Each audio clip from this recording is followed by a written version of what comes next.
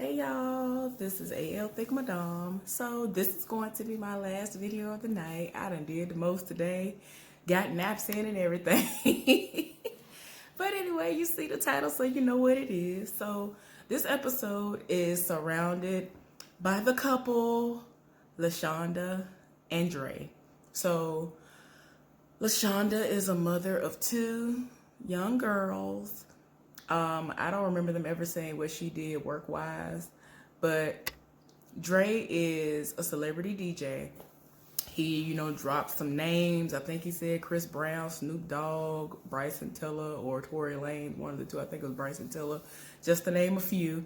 But he has been all around the world. And, of course, one of the things that are probably going to be of concern is that, he does this for a living. Where is going to be the accountability, and is he going to be faithful and all this other stuff? Will he be able to keep it in them pants?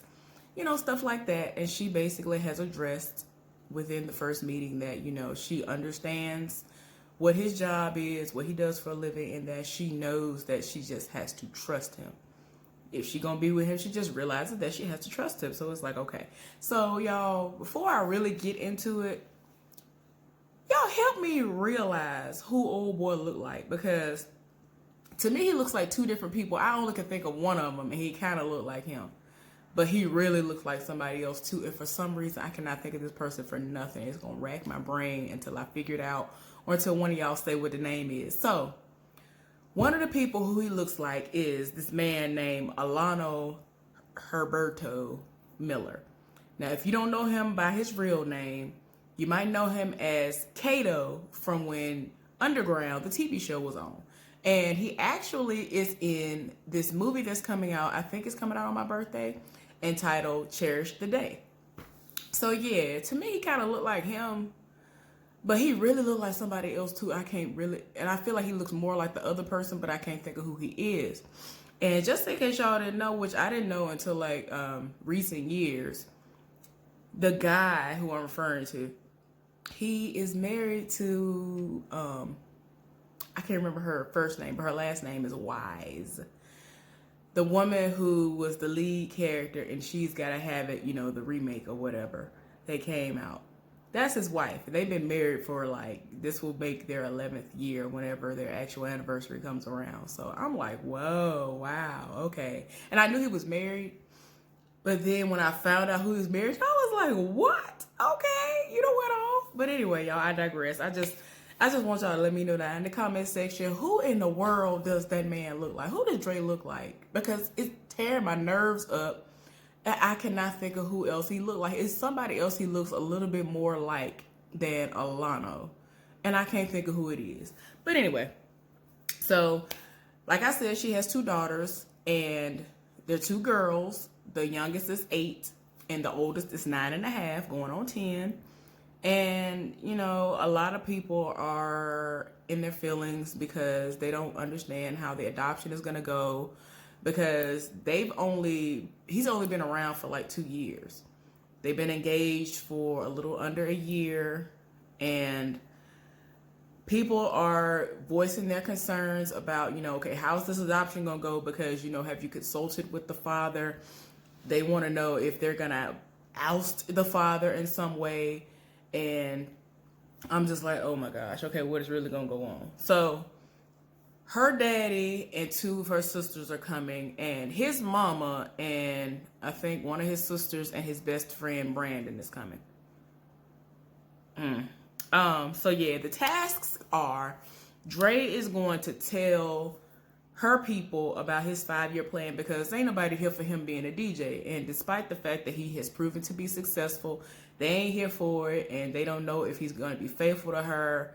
And, they just don't understand how the whole situation is going to go as far as them being together, her having these kids, that although he, treats them as if they're his own, even though he does not have any biologically, they don't know how all this going to pan out, and they want to know if he's really going to be there for the long haul. And her task is, she's going to have to play a game of sorts that's called Fears in a Hat. And it's basically questions, and everybody wants to know, like, how do you feel about your relationship with him, and what's gonna happen as far as y'all being together and his career and all that. So yeah, y'all, they end up having them arrive, and her folks arrived first. Y'all, I cannot. Her daddy doing way too much, and I'm just like, girl, I see why you act the way you act, you feel the way you feel. I mean, you get it honest, and I mean, can't nobody even really blame you. But you could tell she's actually trying. I get into that later on. It just her daddy just tore my nerves up. I cannot. So y'all tell me why Dre was like, okay, let me show y'all where y'all gonna be staying. It took them to their room, and I'm guessing that this is just how it is every episode. And took them to their room. And the daddy looking like, I don't know why y'all trying to set me up like this. Why would y'all say that I'm gonna be in a room with my daughters? And it looked like 3 twin beds in there. I don't know, they might be full size, I don't know. But it would look like 3 twin beds in there. And they had to share that room. And like they're in like a really, really big house. That daddy was really, and it was funny, but it was true. But anyway, so his people arrived. And, everybody agreed with one another and all this other stuff, y'all. So anyway, they ended up having the family meeting, and everybody said what their issues were, which all surrounded, what about this adoption, as far as, if the father is going to be on the outs, like, are you trying to keep them from their biological father? Are you really trying to be here for the kids like that? And, how's everything going to be with you being the person that you are? And, the women are going to want to, be all around you and be groupies and all of that, and you have her. Like, when she ain't on the road with you, then what you gonna do? Are you gonna be able to be faithful? That's the main thing. And like, one of his sisters mentioned that they don't want him to be hurt again, because apparently he's been very, very hurt in the past by other people. And a lot of us have already been there, so I fully understand that. So yeah, seems like ain't nobody really here for the adoption. So when they were talking to him, the daddy wanted to know, what is it that you got going on with your job and all this other stuff. And, one of the sisters was like, how did adoption come up? We find out that she was the one who actually brought up adoption. It wasn't him. And despite the fact that he had only been dating her like 2-3 months, something happened, and one of the babies was in the hospital. And I'm sorry, I called children, even though 2-3 years ago they were fully running and walking, even though the youngest is 8 and the oldest is 9.5. I called children babies. But anyway, he was there at the hospital, had stuff just there, just overnight, all this other stuff, setting it off for the children. So early on in the relationship, she felt as though, wow, he's here for me and my girls. So who won't just sit up there and do that? Ain't nobody really trying to just sit up in no hospital. Like, it's very uncomfortable. He did not have his own bed. He pulling up chairs and all this other stuff doing that. So he's already showing improving early on in the relationship. So that was something that really helped her decision to say that she wanted to, for real be with this person. So I don't know. A lot of people might be like, all right, now you did the most, girl. You over here letting him know what your children about so early in the relationship. I don't know. I ain't got no kids, but I don't know. I don't think I would have anybody around my kids, especially a man around my little girls so early on, even if my eyes are on them like that. But everything seemed to have gone okay with their situation. So, there's no judgment from me. I'm just saying. So, y'all, the daddy was like, I ain't here for how she talks to me. She'll call me, or I'll talk to her on the phone, and she'll talk to me like I'm one of her little friends and all this other stuff. And one of his daughters actually had to like kind of correct him and was like, nah, don't sit up here and say she act like mom. She act like the worst part of you and mom. And then, like, he kind of, was like, yeah, well, that's a deadly combination. I'm like, all right, then. Don't be just trying to sit up here and be like, hey, I like your mama. Like, don't do that. I don't like when people do that. Don't do it. So, And I mean, he kept just trying to express that like she's his only child that gives him all this grief, and it's like y'all keep butting heads, and it's for a reason, because she's a lot like you. So why you so mad? And y'all, he comes off as very sexist, and I ain't here for it. And like I said earlier, one of his sisters really feels as though something can happen and she doesn't want her brother to be hurt again. And so she was like, I understand where you're coming from, and I definitely do not want that to happen to him either. And so it's kind of putting everybody at ease how the questions are going on both sides. But yeah, I can't. Y'all, so the main thing that has happened throughout this whole episode is Dre's best friend is trash. I'm sorry, I said what I said. They've been best friends since like elementary school, whatever, for like 20-some years. Okay, cool, whatever. But the problem is, apparently one day, he brought up her children in conversation, and he said, oh, this one is, real cute. I could tell when she grow up, she gonna be this, that, and the other. And then he said the other one, she cool, she all right or whatever. She got a nice personality. And you already know that 99.99999% of the time when somebody says somebody have a nice personality, oh, you have a nice personality, and all that, they trying to say the person is not attractive or whatever. And so she took that all the way as a negative, backhanded compliment of sorts. And I see why she's frustrated. And Dre is trying to explain to everybody, like, well, if you don't know Brandon, then you won't understand his type of humor and the way he is in general. And I'm just like, he was dead wrong to say anything about that child. And basically all of that was brought up to say, to ask, oh, well, do they have two different fathers? One, who are you? Two, what is it of your business? I don't understand. What does it have to do with you, sir? What? Why do you care? Why? Like, I was so tired. I was just like, okay. And like almost every time he spoke, I was just like, why are you here? Like, I don't understand. Dre seems like the complete opposite of him. So in my mind, I'm just like, why are y'all best friends? Like, this is the type of energy that you should not have around you. And I'm starting to believe that LaShonda is right about him being a bad influence. And it's like, why would you want that to rub off on the person that you're supposed to be with? You don't want that type of energy around you. No. Y'all, I'm tired. So anyway, they end up having dinner, and LaShonda is still in her feelings about the comment because she ended up, since, her task was to talk to his folks and all that stuff, that situation was brought up again about her kids. That lingered over into dinner. It was brought up again. It got really heated, especially when her father jumped in and basically sided with the best friend.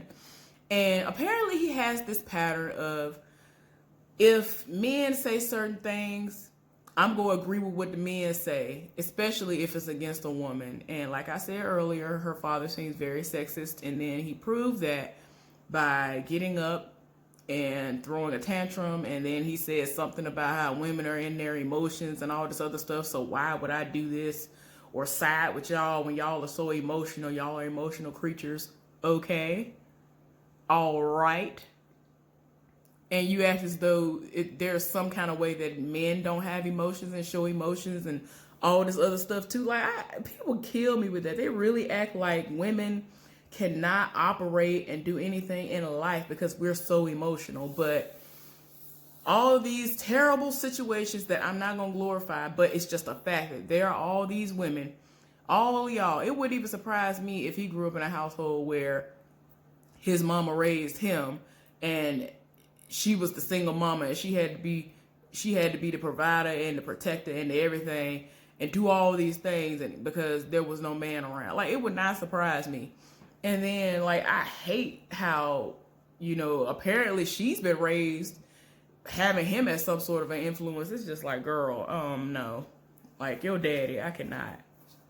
Y'all do not understand how glad that I am that I had the type of father that I had. He was stern. He did all this, but it was never on the level of a lot of these raggedy men out here who always want to try to make it seem like, oh, y'all emotional creatures, and try to make it seem like women are less than, like we can't do nothing. Like, it's just like, what we not finna do is this. I can't. So I'm gonna get off that because I'll be talked the rest of the day about that. So anyway, that went sideways. Dinner is over.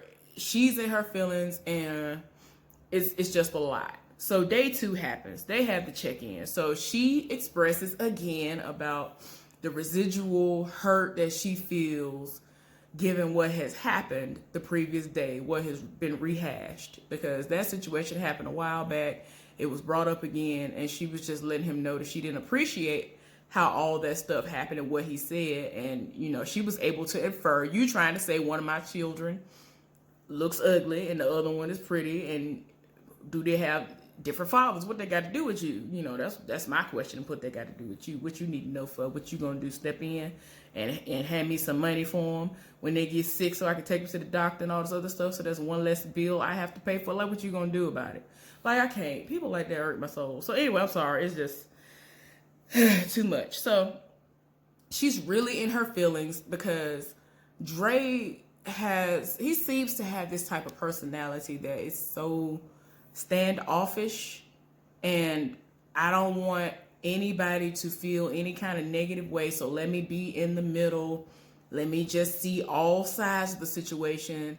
When you are over here trying to marry this person, why are you sitting up here trying to please everybody in the situation? You're supposed to be pleasing the person that you're with. Even Tracy McMillan had to read and was like, yeah, so what you did was wrong by taking a side, because he actually felt like he wasn't taking a side when indeed he was taking his best friend's side by not standing up for her and at least saying, hey, look, you don't bring up the kids. What we're not going to do is talk about the children. Don't worry about all that. Whoever the father or fathers are has nothing to do with you.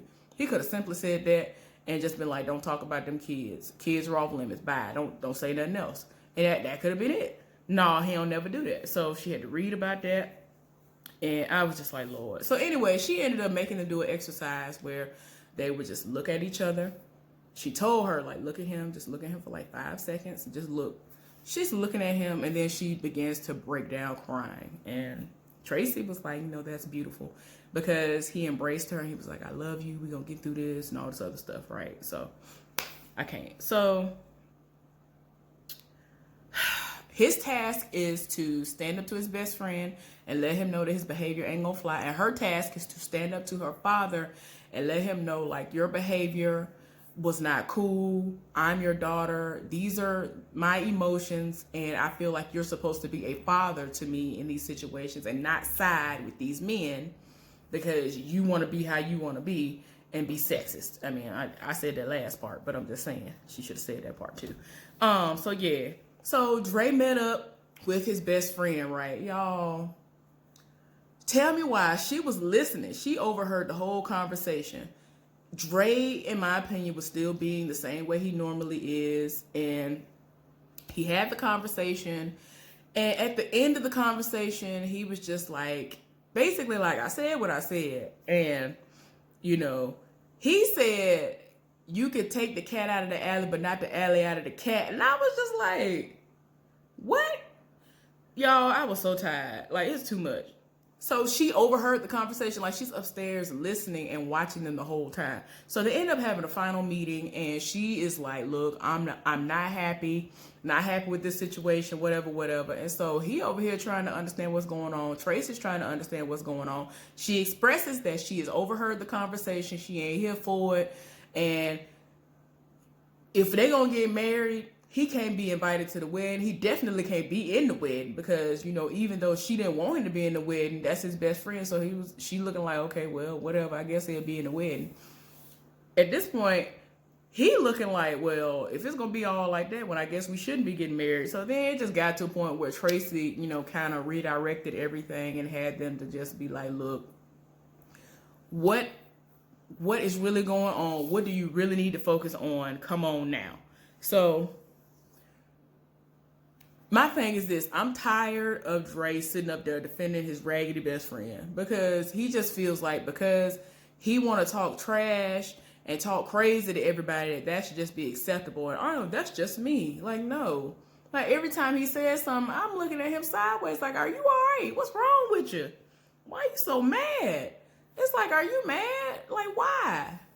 So, y'all, I was just like, don't nobody have time for this. And so, y'all, just got to a point where she was like, are you willing to, do what you need to do in order to be with her? And, everything turned around and he was like, yeah, I'm willing to do what I got to do. They get to the blessing ceremony and everybody but the best friend clearly says, I give you my blessing, including her daddy. Get to him and he basically was like, I said what I said and I still feel the way I feel. And, I think that the reason why I feel the way I feel is because she and I are so much alike and whatever. And I'm like, okay, be that as it may, you still ain't got to be trash and bring up nobody's children and say, basically, one of them ugly and they look completely different and what's going on here and all this other stuff. Like, what they got to do with you? I don't understand. So anyway,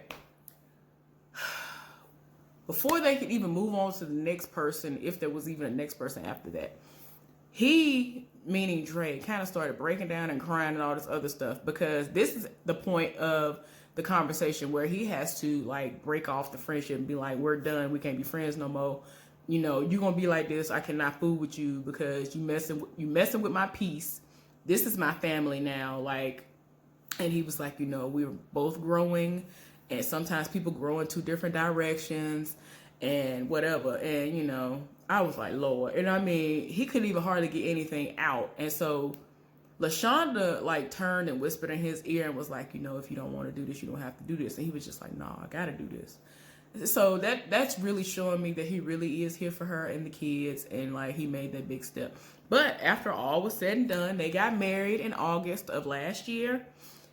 The best friend, Brandon, was in the wedding and invited still. Girl, you better than me, cause lies. And Dre made it so that he could be like, look, I'm gonna have boundaries in this friendship. Like, it ain't gonna be like how it was before. He ain't gonna be saying reckless stuff and saying what he want to say and doing how he feel and all that. So hopefully that lasts. But if that's how he's been y'all's entire friendship ever since you know him, that ain't nobody to have as a friend. Like, he literally said out of his own mouth that his best friend is toxic. Why would you want that in your life? I cannot. But anyway, I hope y'all enjoyed this review. I'll be back possibly tomorrow for something else. I'll see y'all later on. Bye.